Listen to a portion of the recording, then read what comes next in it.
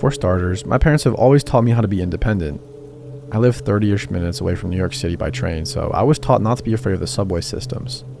I quickly learned how to fight my way around New York City and my town in Jersey.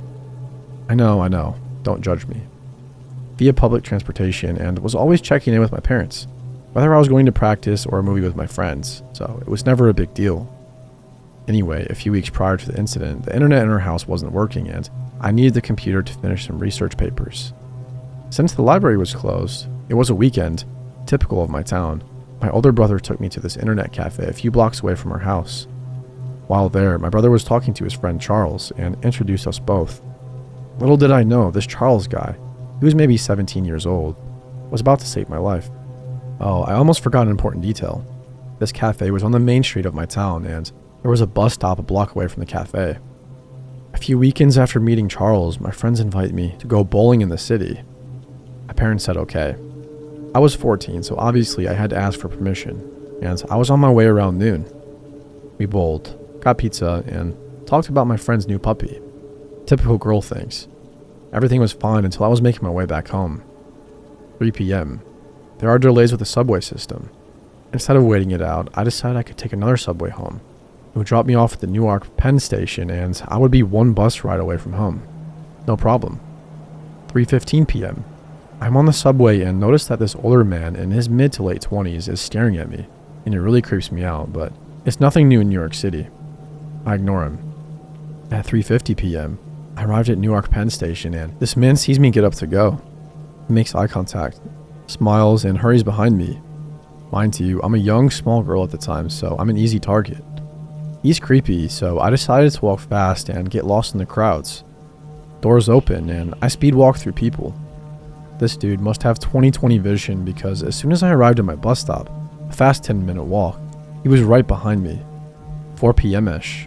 I'm sitting right next to an elderly-looking lady at the bus stop. The creepy dude is pacing back and forth less than 10 feet away from me. He's looking at me, smiling, and pacing the floor. Every part of my young body is saying, run. He's bad news. But there's nowhere to go, and somehow sitting next to this older lady made me feel safe. I take my phone out to text my mom, and it's dead. Wonderful. Thankfully, more people have arrived at this bus stop and I feel better. There are witnesses around. He can't really do anything, but he is still staring and pacing back and forth. 4:15 p.m. The bus arrives. Finally. I quickly get in and sit as close as possible to the driver. I don't know why I didn't tell the bus driver what was happening. I was young, scared, naive, and I didn't want to burden the driver. My stop is the very last one, so I thought, creepy dude has to get off the bus before me. There is no way he's going to stay on to the end. Many bus stops later, the guy is still on the bus. He did this creepy thing. Whenever the bus stopped, he would get up with everybody else, and instead of getting off the bus, he would sit closer and closer to the front. There are fewer and fewer people on the bus, so I realize this guy is getting off whenever I get off the bus. This means if I get off at my stop, he can follow me home, find out where I live, or maybe I'll never get home. 5-ish p.m., there are only 2 bus stops separating me and my house.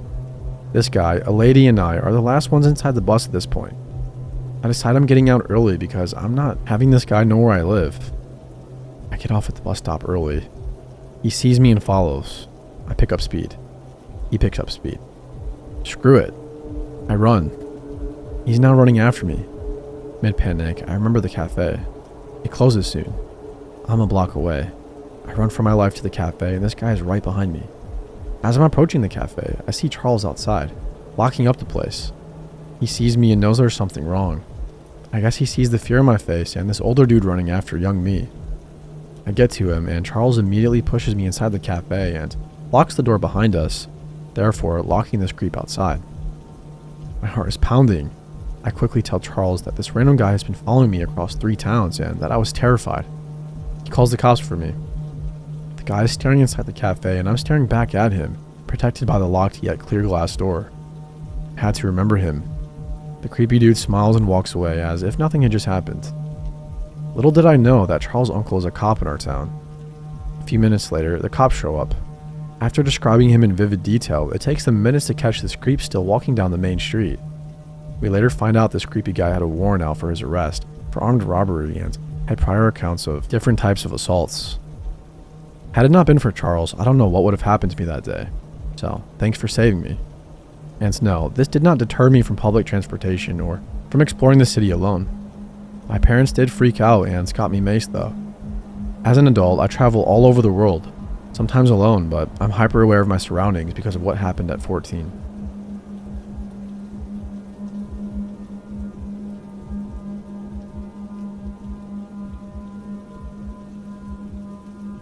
I previously had a very lovely woman living next door for the entire first year I lived there, who never crossed this balcony threshold without being explicitly invited. I only throw this in there so you can understand I wasn't previously concerned about somebody infiltrating my space. The first time I met this new neighbor, he was unloading groceries from his massive truck into the assigned parking spot next to mine. As I was driving up, he and a girl I assumed to be his girlfriend were unloading boxes from Costco. I noticed them speaking, and as soon as I was out of the car, they went silent. I nodded to them and proceeded to the elevator, and the guy ran up behind me, threw some boxes down, and begged me to wait. No problem, I'm a good neighbor.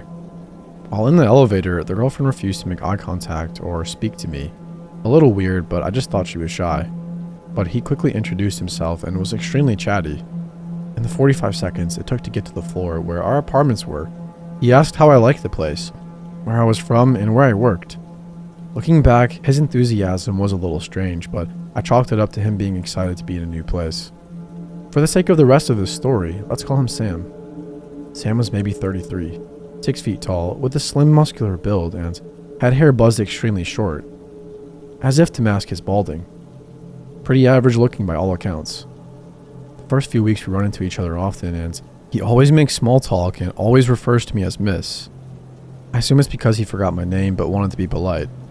I almost never see his girlfriend after this first night, but occasionally I can hear him talking to a lady in his apartment, as the walls are reasonably thin. One night, about 3 months after Sam moved in, my boyfriend was spending the night, and we were watching movies on the couch. It was maybe 11:30 p.m. The back of my couch is against the wall I share with Sam, and we hear someone banging noises. My first thought is that he and his girlfriend must be getting it on. Boyfriend and I laugh and turn the volume up a bit to drown them out. Then, in addition to the banging, the neighbors begin screaming, and we can hear objects being thrown and glass shattering. The words are muffled, but there is distinctively anger and crying going on. My boyfriend, gem that he is, steps onto the semi-shared balcony and, in his loudest voice, yells over, without crossing onto Sam's balcony, "Everything okay in there?"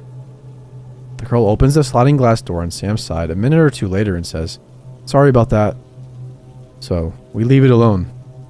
I'm concerned, but we have no idea what actually happened and decide to go to bed. I wake up around 3 a.m. to more screaming, but my boyfriend refuses to wake up, and I'm not about to take my 5-foot self to break up whatever is going on at 3 a.m. I considered calling the police, but was so drowsy I convinced myself I dreamed it. I deeply regret that decision.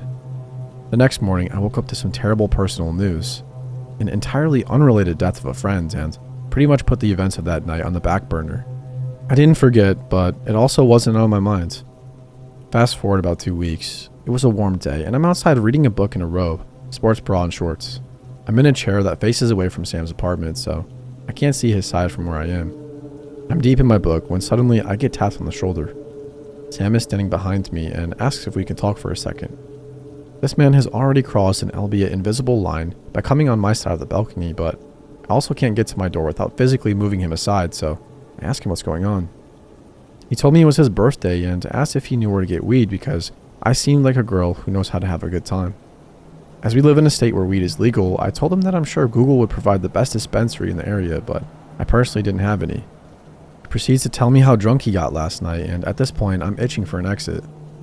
As I start to move, as if to signal I'm done talking, he reaches out for my shoulder and tells me he hit and scratched my car last night because he was driving very, very wasted. Remember his massive truck? He says all of this with a smile on his face, almost laughing. I'm surprised, but mostly want to get away from him because my creep senses are starting to tingle and I don't want to blow up on him for hitting my car. He says he'll send me his insurance info if I give him my number, and thankfully, I knew that would be a bad call. I made a bad nervous joke about knowing where he lived and said if the damage was bad enough, I would knock on his door to get his insurance. He counters by saying he will leave a note with his info on my door. He retreats from my balcony while also saying he preferred to just pay me cash and not involve insurance. I give it an hour or so, and then I head down to assess the damage. I did this because I didn't want to walk down at the same time as him or risk having him follow me. Sure enough, there are 2 long new scratches on the driver's door. They're not deep, just kind of superficial or worthy of a call to insurance immediately. I really just didn't want to get involved with him in any way, so I decided I could deal with the scratches, but this little event has kind of shaken me. At this point, I knew something was off with him. Nothing unusual happens, as far as I'm aware, this night. The next day is a Saturday, and as I had to work the next day, I'm home alone, watching some action-y movie, and it's around 11 p.m. I'm on the sofa with my cat curled up on me, and the movie is relatively loud, so it takes me a little while to register this banging noise coming from the hallway of my apartment building. I honestly only noticed because my cat had woken up and got all puffed up and freaked out. I turned down the volume of the film, and suddenly the banging is getting louder and louder, and just as I stand up, I hear the 5 words nobody wants to hear coming from their door. "Open up. It's the police." My stomach dropped to the floor. I had lied to Sam the day before. I totally had weed, and I had smoked a joint outside on the balcony, the part farthest away from Sam's, maybe 20 minutes before. I'm totally panicked and trying to control my breathing, so I don't immediately come off as suspicious before I answer the door. I remember checking the peephole to see a close-up of a cop's face and then opening the door, coming face to face with 6 officers, all with guns drawn. I'm about 0.5 seconds away from completely pissing my pants in fear, still convinced I'm somehow in trouble for smoking a joint. The officer who seems to be in charge can instantly sense the level of panic, and he says, "Ma'am, you're not in trouble. We need to speak with you about your neighbor. Can we come in?" At this point, I'm reeling and my whole being is tense. I let the cops in, but my heart hadn't moved from my throat. The lead policeman asks me about any interactions with Sam. I tell them I barely know him, he just lives next to me, and that he only moved in a few months ago. I ask why they needed to be in my apartment. I'm scared, but also I don't always trust cops, and I have the right to know why 6 of them practically waved their guns in my face. He proceeds to tell me that Sam is a bad guy. He apparently beat his girlfriend so badly the night prior that she is now in the ICU for her injuries. The cops also told me Sam's girlfriend said she believed he had a gun and that he was currently using something to barricade himself in the apartment next to mine. The lead officer says he has spoken to my building manager and knew my place had access to his balcony and they needed to use it to arrest him. I'm probably visibly shaking at this point as fear courses through me. Next, they asked me to go into my bedroom and lock the door / turn the lights off. In my panic, I left my cell phone on my kitchen counter and had to sit in my room just listening to the commotion. No shots were ever fired, but there was a lot of yelling and what sounded like things being thrown. Eventually, after what felt like a lifetime, the main officer knocked on my door and told me that Sam had been arrested and thanked me for letting them use my apartment. They asked me questions for maybe 15 more minutes and left. I wish this is where the story ended, but there is a bit more. In the days following Sam's arrest, I became even more panicked about him coming back to the apartment building, worried about retaliation. I hadn't said anything to the police to technically incriminate him. I had proof of nothing except his word that he was the one who scratched my car, but I did tell them about the night my boyfriend and I heard them fight. About 5 days later, Sam reappeared at the building as I was coming home from work one evening. He tried to approach me, but the elevator just shut as he was running to catch it. My whole body got tense, like the feeling you come this close to getting in a car accident, but narrowly avoid it. I stayed off my balcony entirely from this point and always kept the curtains closed. We didn't speak or really see each other at all for another few weeks and then had our final interaction. Sam stopped me in the parking lot one night, running after me as I was about to get on the elevator. He begged me to tell him why I let the cops in that night. I told him the honest truth, that I was stoned, didn't know what to do, and had a bad history with cops. This is all true, and again, I was concerned about him trying to retaliate. He then got pretty upset and kept trying to repeat the question, obviously wanting a different answer. When I couldn't give him one, he then offered me $3,000 to testify as a character witness on his behalf, because I knew him and knew how he really treated women. I was speechless and very freaked out. He told me his hearing was the next Thursday morning and he asked if I could show up. I was like a deer frozen in headlights for a moment and then somehow got the heck out of there after mumbling a string of words that were most likely incoherent. The Wednesday night before this trial, I came home from work and my cat was acting kind of weird, like something had just spooked her and her tail was puffed out. I kind of shook it off, but I noticed through the curtains there was something taped to the outside of my sliding glass door. Apparently, Sam had left a post-it with his phone number and name underneath. I'm counting on you. Needless to say, I never showed up. I took a photo of the post-it, grabbed my cat, locked all my doors, and stayed at my mom's house for about 5 days after that happened. I did phone the police to let them know he had been on my balcony again, but they never followed up with anything. Eventually, my boyfriend came and we went back to my place together. Everything was as it should have been. I never saw Sam again. But a few weeks later, a lady I had never seen before was cleaning out his apartment. Maybe a month after that, new people moved in and things have been normal ever since. I tried calling the police and county jail to see if he was in lockup again, but nobody was able to release information to me. I'm hoping that means he's there, if he did what the police said he did. So to Sam, I will say, I'm not really sure what happened, but my biggest regret is not calling the police when I felt like I should have in my gut. A quick update. A comment made me realize I left out something really important. Before the new people moved in, I ran into my building manager and had a chat with him about Sam. In an attempt to discover if Sam had been evicted or if he went to jail, the manager disclosed the girlfriend did pull through. I never knew her name, so I couldn't follow up with trying to see if she was okay with local hospitals. Plus, HIPAA. The manager did tell me Sam made an exception to break his lease, but he couldn't confirm whether or not he was in jail. Also, per a commenter, I looked up my county's inmate list and can't find his name, but I'm not sure if the name he gave me was even his legal name or just what he went by. I don't have much else to go off of, sadly.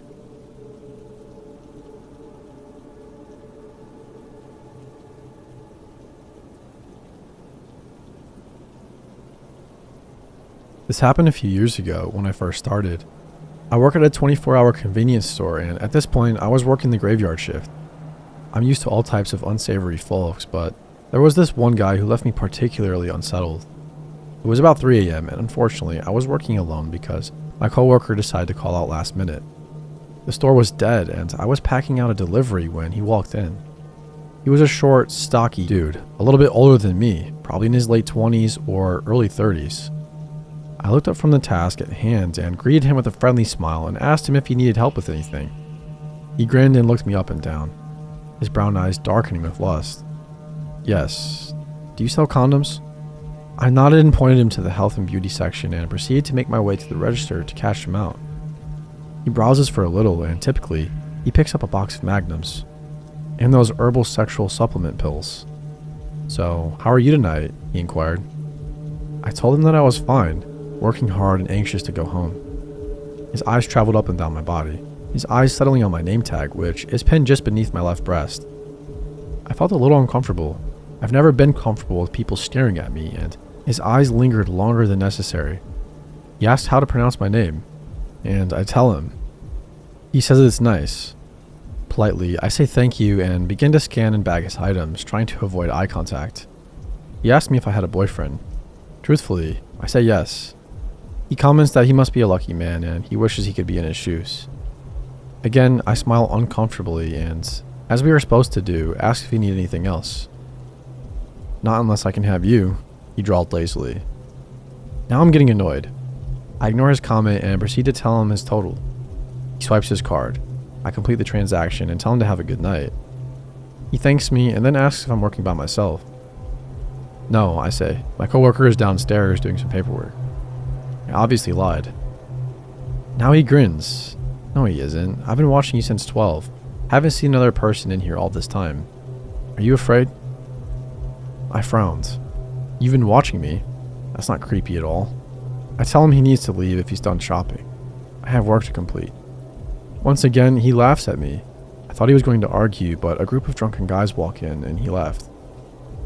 Later that night, I check my Facebook and see I have a friend request. Guess who it's from? Again, I have a unique name. Only 2 people on Facebook have it. I block and delete the friend request. Next morning, as I'm going to the subway station, the wanted poster on the token booth catches my eye. The face is familiar. It was the creep from my store, wanted for assault and battery on East 96th Street. The incident happened more than a month ago. I hurriedly told my manager, who called the police and gave him our tip.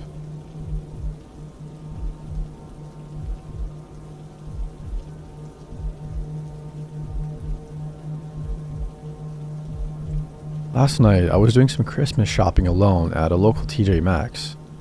I, 35 female, rarely ever go shopping alone, especially in the evening. Usually, I have my kids or my husband.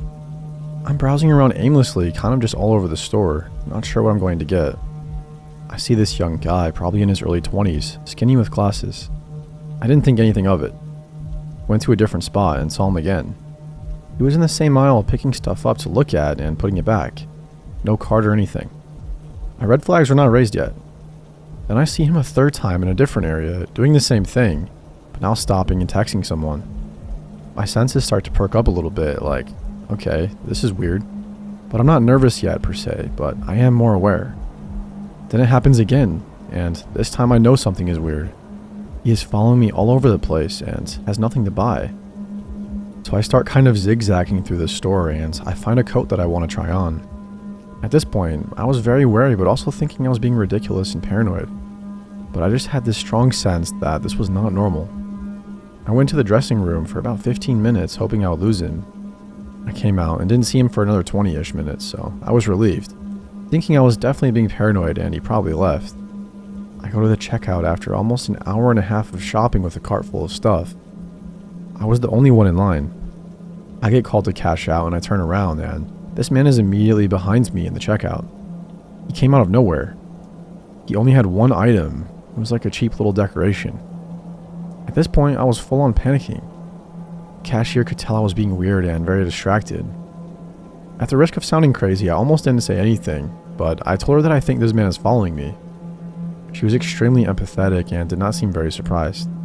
She was like, "Hey, I'm so sorry. I'll have someone walk you to your car."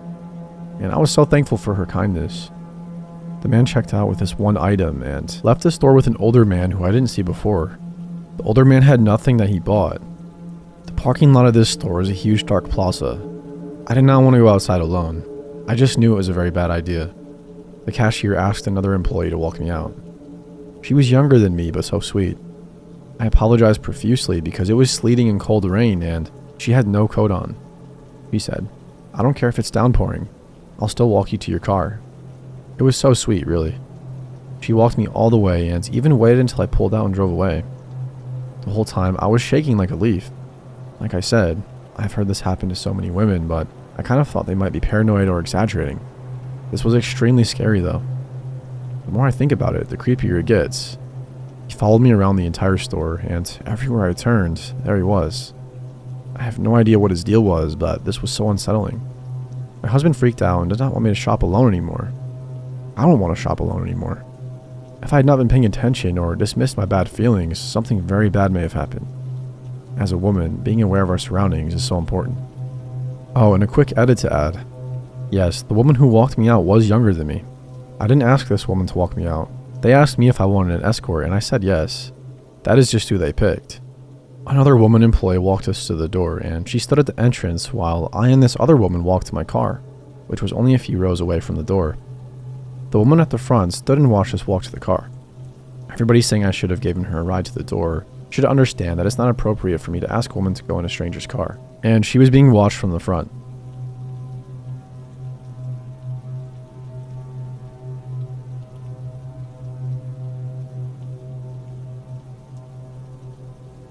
This is another story that happened to me on my rural country road about 6 months ago. I posted the first story. Happened in high school as well, but thought both stories were too long to include in one post.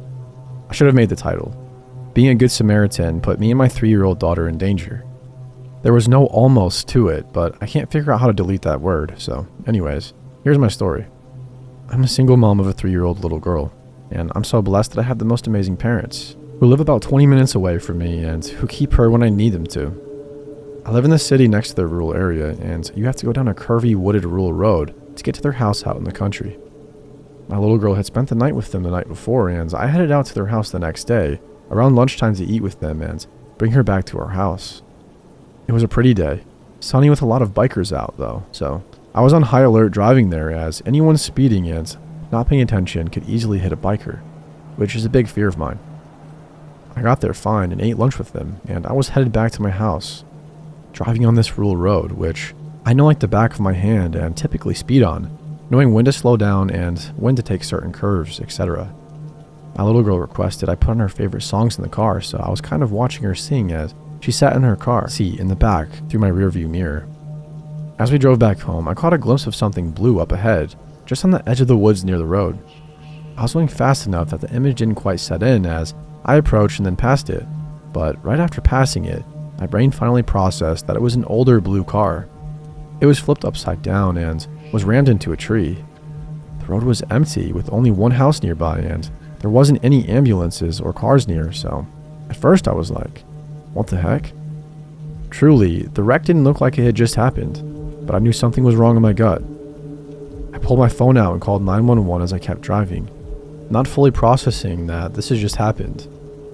This is 911. What's your emergency? Hey, I'm driving down the road near blank, and I just passed a blue car flipped upside down, and it looks like they ran into a tree. There wasn't anyone visible near the car and no other cars around. I'm not sure if I was the first person on the scene or what. What's your exact location? Is there a house close to the wreck? Try to find the nearest address. I'm sending an ambulance out now. Was anybody visibly hurt or present at the scene? No, I didn't see anyone when I passed, but I'm not sure. I didn't get a super good look. I'm about 2 minutes down the road past the car now. Let me turn around and go back. I have my 3-year-old little girl in the car with me, just letting you know. I don't necessarily want her to see anything traumatizing, but I'll do what I need to if I find anyone. The car looks super bad. It's okay. Don't get out of the car and keep your doors locked. Just see if you can find the nearest address and I'll stay on the phone with you the whole time. I turned around the nearest driveway to me and drove back, speeding with my heart beating fast as I now realized someone clearly might be severely hurt and I just passed them, not thinking I was the first to arrive on the scene. I was scared but in action mode, ready to deal with what I was potentially about to see inside the vehicle. When I got to the house I thought was closest to the wreck, the conversation picked back up with the operator. Okay, I think I'm almost to the car. I see a mailbox coming up right here. Hang on. Okay, it's blank blank road. This is the house a little less than a mile from the car. I'm headed from blank going towards blank and I see the car right here coming up on my left, across from a sandpit looking area. It's an older blue 4-door car. Okay, great, an ambulance was just dispatched. It won't be long before they get there. Do you see anyone in or near the vehicle? Oh my, wait, yes. I see a man around 25 to 30 and he is standing in the middle of the road. I pull up next to the man with my doors locked, roll my window down with the phone still to my ear, and 911 listens to me speak. I immediately say, "Hey man, are you okay? Is that your car?" The guy is slurring his words a little, clearly very injured but still standing and not in critical condition. He says, "Yeah, I'm fine." That's when I notice a large wound on the side of his head with blood all over it. I say, "Hey man, you're bleeding. You're not okay. I'm on the phone with 911 right now and they are sending an ambulance. Don't move." I hear the operator ask me if he was okay or if he was hurt in my ear. I say no, he isn't, but he's bleeding from his head. But he is standing in the road. I see the guy's face go from concerned about getting help to fully panicked and flat. He says, "Is that 911 on the phone? Hang up. I need you to drive me up the road right now. Hang up the phone." The operator hears him say this and says, "Is your daughter in the vehicle with you?" I say, "Yes. I can't drive with this man anywhere. I'm not letting him into my car, especially with my little girl in there." Meanwhile, my daughter is silent in the back seat, taking everything happening in. That's when I look down and notice the man isn't wearing shoes. He's standing with bare feet and there is a large wet stain on his blue jeans, which I immediately realize is pee. I can smell alcohol on him and he isn't even standing that close to me. I work in the medical field and I deal with traumatic brain injury patients often, so I immediately wondered if maybe he had some kind of brain damage from the impact and began telling the operator. "Oh no, he isn't okay. I think he is hurt." I look at the man, staying as calm and matter of fact as I can, and tell him, "Hey, I'm so sorry, but I can't drive you anywhere. My little girl is in the back seat and I don't feel comfortable doing that." I didn't see anyone in the vehicle when I passed, so I had already called 911. "I think you need to let them come. I can't let you in my car, but I will park over here and make sure you're okay until they get here." Man is visibly panicked and now pissed off. He starts yelling at me. "Tell him not to come. Hang up the phone now." My heart literally stopped beating. I began slowly and gently pressing the gas, rolling past him to indicate I'm leaving. The 911 operator in my ears. Pretend to tell me not to come. Pretend to hang up with me, but keep me on the line, so that is exactly what I do. Me. "Hey, I think he's okay. He says he doesn't need any medical help. He lives really close to here, so actually don't send the ambulance out. Sorry for the miscommunication." "Okay, thanks so much." Fake hang up. I set my phone face down on the passenger seat and tell him that I was going to go now, but that I hoped he was going to be okay. That's when I noticed his pocket bulging with something silver peeking out.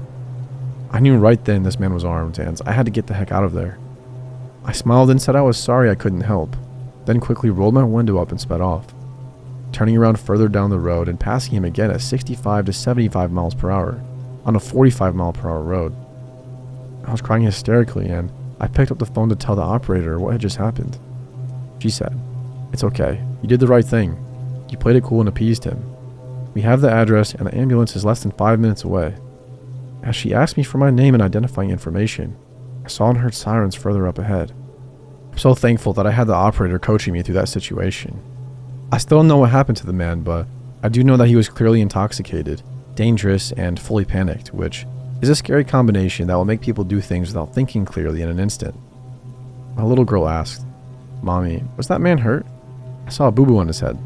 "Yeah, he's okay. I think he was playing and bumped into a tree. A nurse is going to give him a band-aid. I'm sure glad we could help him." She was satisfied and smiled, continuing to listen to the music and sing when I turned the radio back on. A terrifying and creepy-ass encounter, to say the least.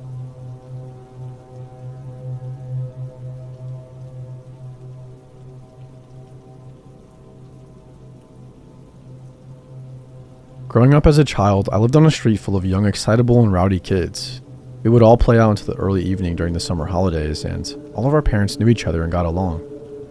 I remember one day at school, 2 new boys, twins, started and were introduced as living nearby, actually on my street, and were all encouraged to make them feel welcome, etc. I distinctly remember being terrified of them immediately. They looked incredibly gaunt, with tired, sunken, and cold, dull-looking skin, and neither could be told from the other. Throughout school, both boys were glued to each other and refrained from any interaction with other kids. Despite some of our best efforts, they would just stare at the floor, avoid all human interaction, and eventually I and the rest of the gang forgot they existed. That was until one summer evening while playing out. They appeared in the street and stood in the middle of the road, staring at the floor. Out of nowhere, one of them launched a rock at one of the gang, and it hit him in the back, leaving a bruise. One of the more confident boys approached them and asked what the deal was. They both looked up at the same time, said something to him, and walked away. During this, I remember looking in the direction of their house and seeing a male figure leering out of the window. Upon seeing me looking, he swiftly drew the curtains closed. It was still broad daylight. It was here that I started to recognize that this family was weird AF. The boy from our gang never told us what the twins said, just asked us to quit asking. They never played. They just lingered in the street watching all of us.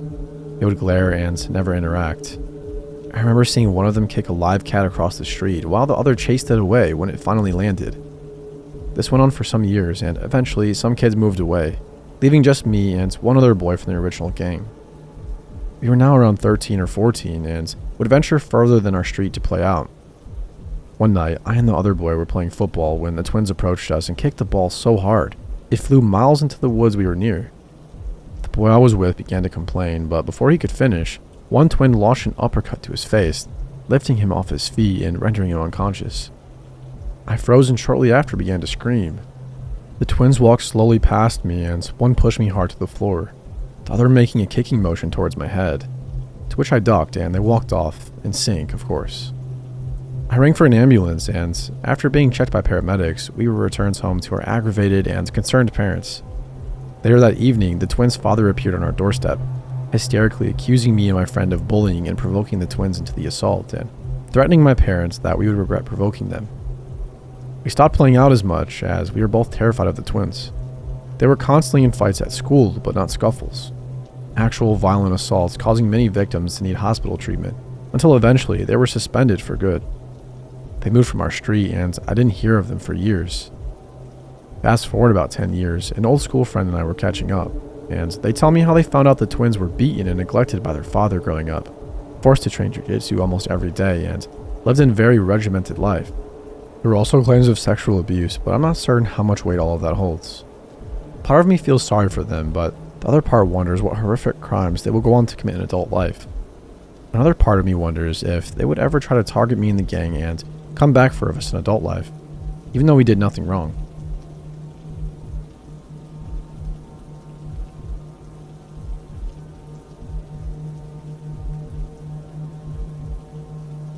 I've always loved the outdoors.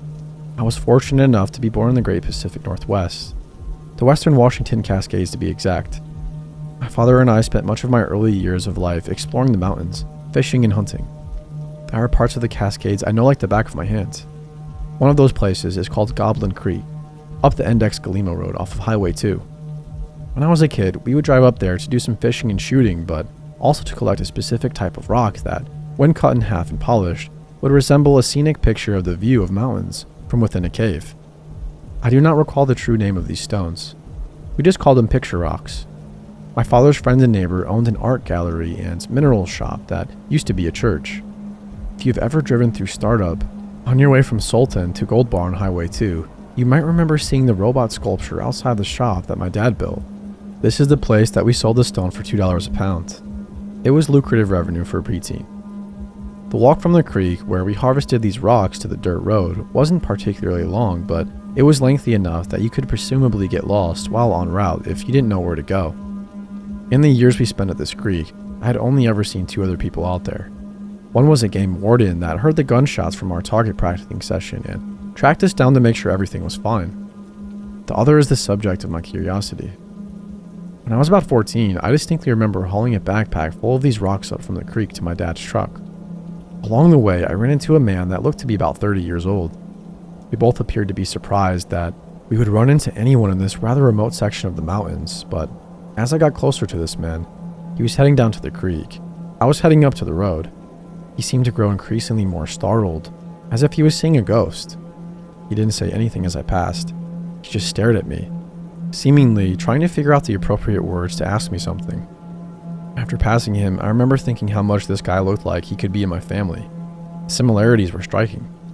I continued on to the truck, dumped my load of rock off at the truck, and headed back down to the river to my dad. When I arrived, I told him about the encounter and asked him if he had seen this man, which he replied that he hadn't. I have remembered this encounter quite vividly since then. Last year, I was visiting my family in Snohomish and decided to head up to the Goblin Creek for nostalgic purposes. It had been about 15 years since I was last up there. Along the way up there, I found out that the Index Galimo Road had apparently washed out years before. Luckily, I knew of another way up there, via Jack Pass. I found the dirt road and parked where my dad used to park and proceeded to walk through the woods, down to the creek. Along the way, I saw something that absolutely shook me to my core. As I was about halfway through the woods, I was startled to see someone else coming up from the creek. A boy, about 14 years old. He was wearing a backpack that looked to be burdened by heavy weights. As we got closer, I began to get increasingly confused and shocked, as the boy looked exactly like I did at this age. I meant to say something to him as he passed, but I couldn't figure out the right words to express what I was thinking at the moment. He passed me and kept going. I walked a little ways and finally stopped when it all really hit me. I remembered the encounter from my teenage years and realized I had just lived the other half of the experience. Both the man and boy were me, roughly 15 years removed. I turned around to catch up to the boy in the thick western Washington woods. I ran all the way back up to the road where my truck was to find nothing. There wasn't anywhere else besides the road for him to go to, and I hadn't stalled so long as to not be able to catch up to him. He was simply gone. Curiosity got the best of me, so I hurried down to the creek, half expecting to find my dad fishing on the bank 15 years younger, but found nobody.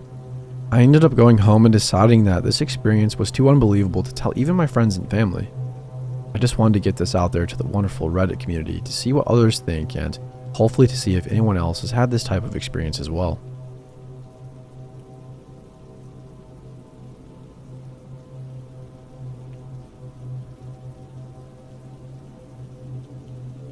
This story takes place in August of 2013 in the mountains of southern Oregon. I'm a USAF Security Forces airman, military policeman. My girlfriend was at work, and as a swelteringly hot day began to turn into thunderstorms, my buddy Nick, another military cop, and I decided to go explore some back roads and get out of the heat in town. Southern Oregon is crisscrossed with logging roads, some actively used and many totally forgotten and grown over. Nick and I spent many of our days off starting on roads that we knew, finding roads we didn't know, driving for hours into the mountains, and eventually navigating back to paved roads. On this particular day, with storm clouds building over the mountains, we set off on a road we had never been on and began the drive into the mountains.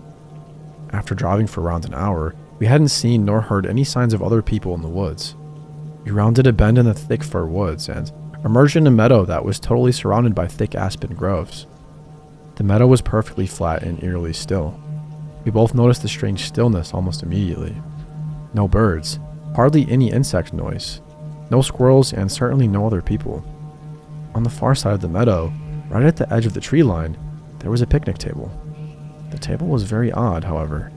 It was painted a bright orange and was much larger than a typical picnic table in a park. Remarking on this, Nick drove through the meadow to get a closer look. I remember being apprehensive as we approached. The whole scenario was exceptionally strange.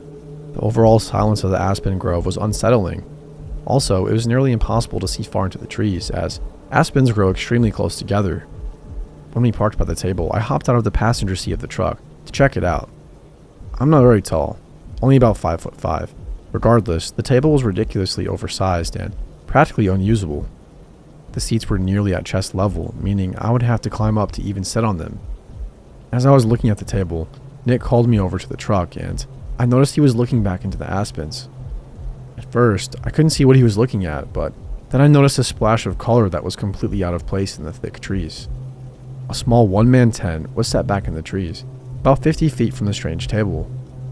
I had an initial feeling of dread and felt certain that there was somebody in the tent, and if we could see the tent, they could see us. There were no campgrounds in this area, no people, no main roads for miles. Surely, somebody camping so remotely would be, at the very least, a strange person. However, as we observed the tent, we didn't see any movement or hear any sounds coming from it. Nick suggested that I call out. I didn't want to, but I did. "Hey, anyone in there?" I yelled. No reply. Feeling completely on edge, Nick and I thought about driving away and leaving this strange area, but we began to fear the worst. What if there was a body in the tent? What if somebody had gotten kidnapped? Foolish, I know, but we thought it all the same. After some debate, we decided to have Nick turn the truck around to drive away from the camp. Should we need to leave in a hurry, he would be waiting behind the wheel. With my heart pounding, I started walking through the trees towards the tent. I was totally keyed up with my senses on full alert. When I reached the campsite, several things struck me as odd. Backpacks were scattered all over. No fire had been built. No wood collected. And the tent was literally full of backpacks and women's clothing. Full of dread, I turned to leave and tell Nick what I had seen. As I left, I heard Nick start yelling, "Let's go! Let's get the heck out of here, man!" Not knowing why he was yelling, I ran back to the truck. When I broke out of the trees, I saw a beat-up old Ford Taurus on the road, blocking us from leaving the meadow. I immediately leapt into the passenger seat and Nick floored the gas pedal. The car was occupied by 2 men. A third person was lying against the window in the back. As we drove across the meadow, the driver attempted to block us from the road, but Nick drove around them and accelerated the way we had come from. I looked back and saw the car attempting to turn around on the narrow road. Nick drove like a madman, and though I was honestly terrified that they would catch up, we hit the highway without seeing the car again. I still do not know if the person in the back was male or female. I called the state police, and they promised to send a trooper out to check the scene. However, I received a call the next day from a trooper, stating that the campsite, the backpacks, and the women's clothing were all gone, though he could tell people had been in the area. The strange table was still by the thick aspen grove. I have not returned to the area, and I do not intend to.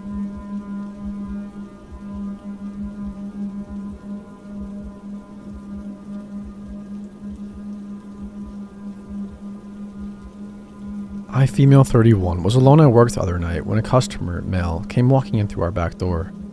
I thought it was strange, but let it go and helped him with his purchase, and we chit-chatted. He's a regular customer I get along with. He goes to leave and asks me if I want to make sure the door he came through was actually closed this time, and I said yes, please.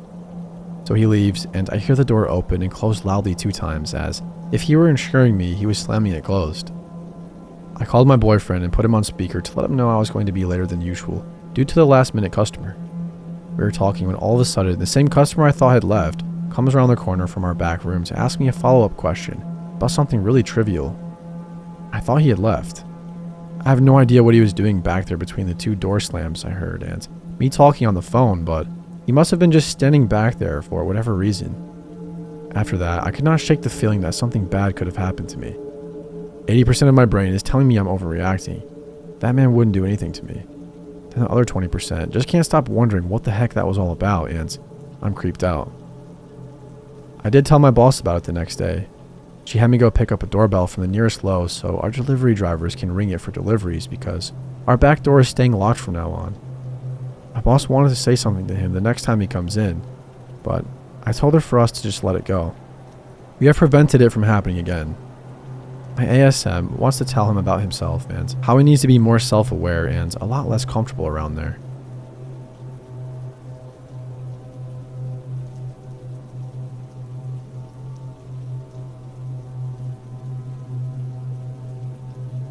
This happened a few years ago when I had just moved to a new city at age 20.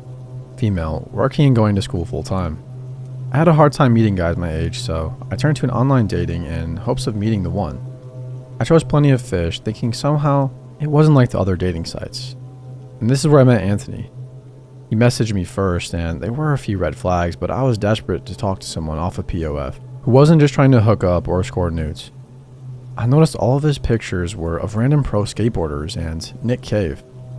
Naive, I continued to chat with him because he seemed harmless.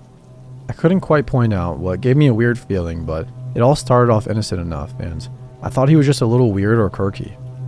A few random and weird messages on POF, some song lyrics, long word vomit type soliloquies, and compliments on my red hair. Again, naive, I gave him a link to my personal blog on Tumblr in hopes of having some common interests. Anthony made a Tumblr account that night and went through every single one of my posts, liking each one, going all the way back through years of content. I must have had 500 likes by the next morning.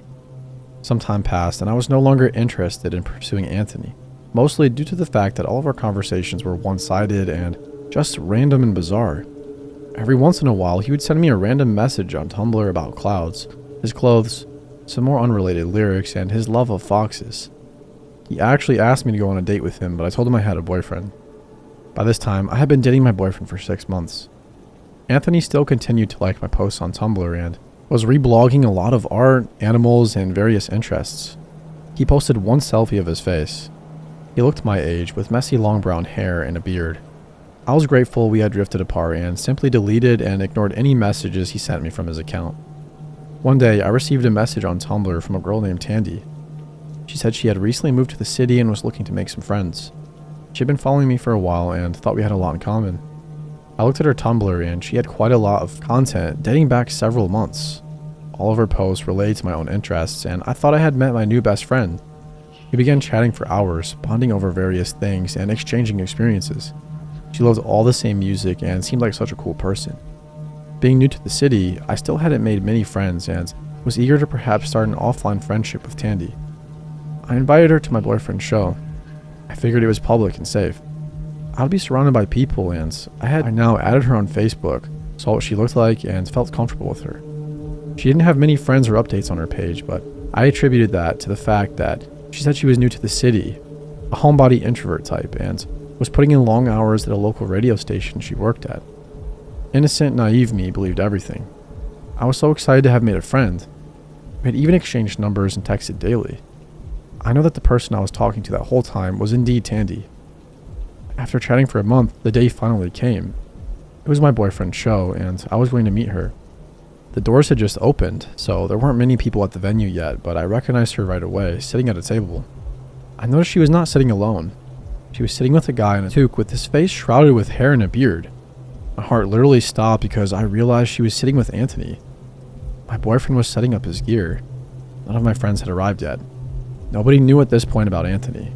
Only my boyfriend was aware that I was meeting Tandy at the show. Tandy smiled at me and said hello. She hugged me, and Anthony was silent. He stared at me. I awkwardly waved to Anthony. I said, "Hey Anthony, we finally met." He smiled and nodded his head, but didn't say a word. Tandy quickly interrupted, saying, "Anthony told me you guys met on Tumblr too. Small world. He's actually my boyfriend." Somehow, I could just not believe the coincidence, but regardless, spent the night with them, chatting with Tandy and being stared at by Anthony. He literally did not say a single word to me the entire night.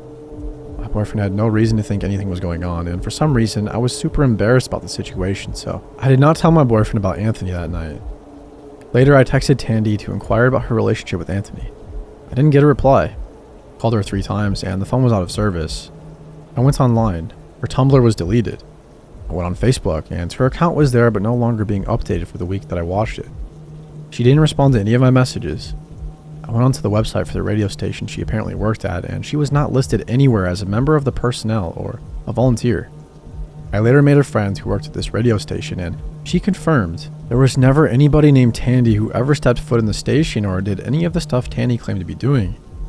Tandy effectively disappeared off the face of the earth. I went onto Anthony's Tumblr page, and he was still posting art, music, and foxes.